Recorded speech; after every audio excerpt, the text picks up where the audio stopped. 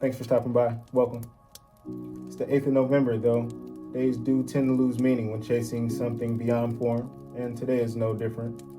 As the pursuit continues, not one for trophies or one for certainty, but one for that thin, trembling line between human and supernatural, no alien, as they say. This week so far, I've wrestled conditions of the wet variety as the GT4 Challenge in iRacing has made its way to Austria, where it not only rains, but seemingly rains directly on top of me at times. But that's fine. Nonetheless, we return to the ritual with the Shell V-powered Aston Martin equipped. I can say expectations are mere mythology. I've seen DNFs, I've seen podiums, I've seen poles this week. I've known failure, I've known glory. Both are dust at this time. The only remaining matter are the next 28 minutes. That's 2 quali laps in a 20-minute race. So get yourself a snack, get yourself relaxed, and join me as I attempt to re-enter the storm around the Red Bull Ring. Enjoy. Yeah. Man, I toiled for many hours in study and practice, not to chase spectacle, but to rise from mere traveler of tarmac to one pristine expression of proper pedaling.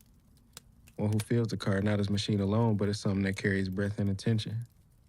That purpose set firmly in my thoughts, I eased from the pit lane under the aegis of precaution. Okay, Colin, we have 2 laps to see what we can do. I must learn how the tires greet the surface before I dare trust them. The sun stands bright and proud above the circuit to my surprise, yet the ground remembers the storm.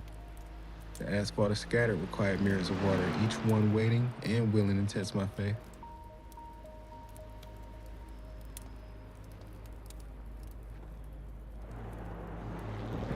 Track's cooling down. It's now 68 Fahrenheit. I considered the wet tire. Its promises safety, but safety doesn't always guide one towards the mountaintop. So I've chosen a dry tire, and with that, the responsibility to be precise. To choose wrongly is to suffer. To choose wisely is to gain time beyond the reach of others.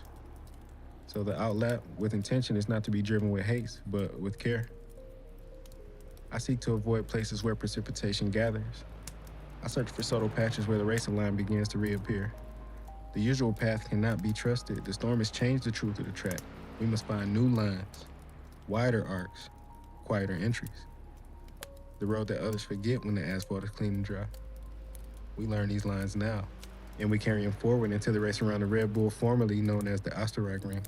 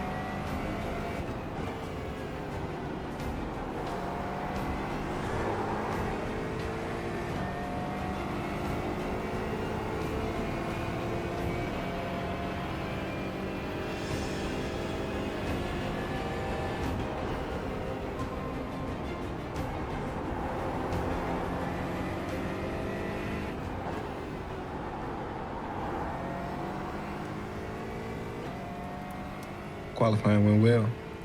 My burning desire to kiss the apex in turn 7 was engulfed, extinguished by the water perched about the curb, not once, but twice.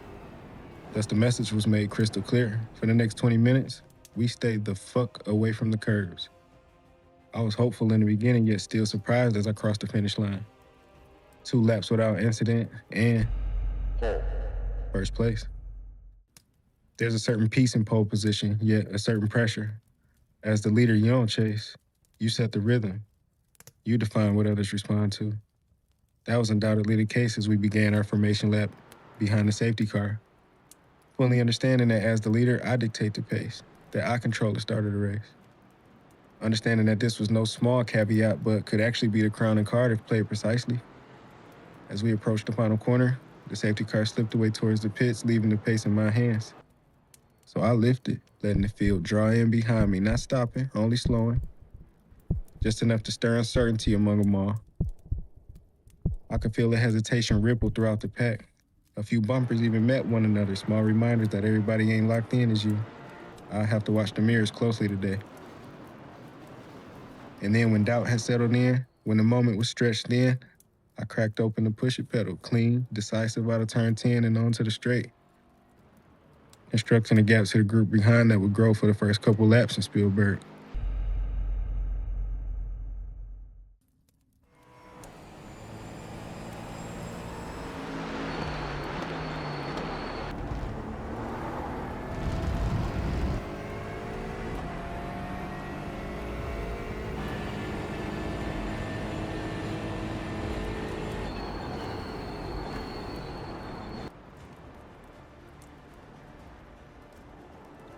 The beginning laps offered me a sense of comfort, a sense of relief even. I felt as if my preparation placed this race firmly into my control. My head down, I flirted more and more with the limits of traction, hoping to find more pace without, of course, plundering pole position.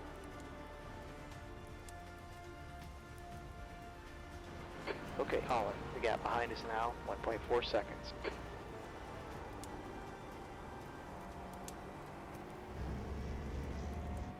Despite the warnings I had carved into my own mind to steer clear of the wet and shimmering curbs, I found myself pointing directly at the resting puddle in turn 10 towards the end of lap 2.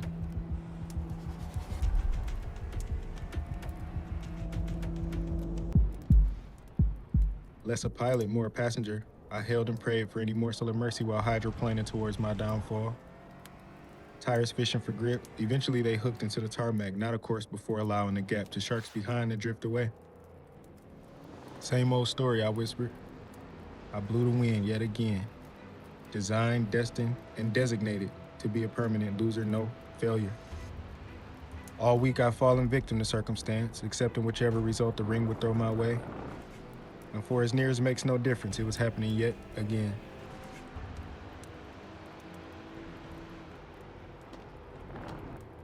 But when becoming a celestial vessel of alienship, one must not disturb themselves with self-pity and negativity. One must only rely upon a short memory and return instantly to execution, and so I did.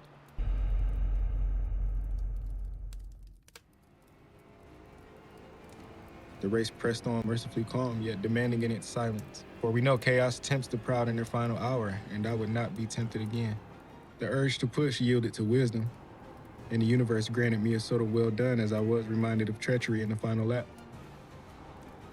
But I had made it, yet lo, I had prevailed. The finish line fell beneath me, and triumph was mine to claim. I came with resolve, I deciphered the storm of chance and chaos, and wrought from it near perfection. To conquer not by fortune, but by design. This, I say, is victory in its truest form. This, I tell you, is fuel for the trek ahead.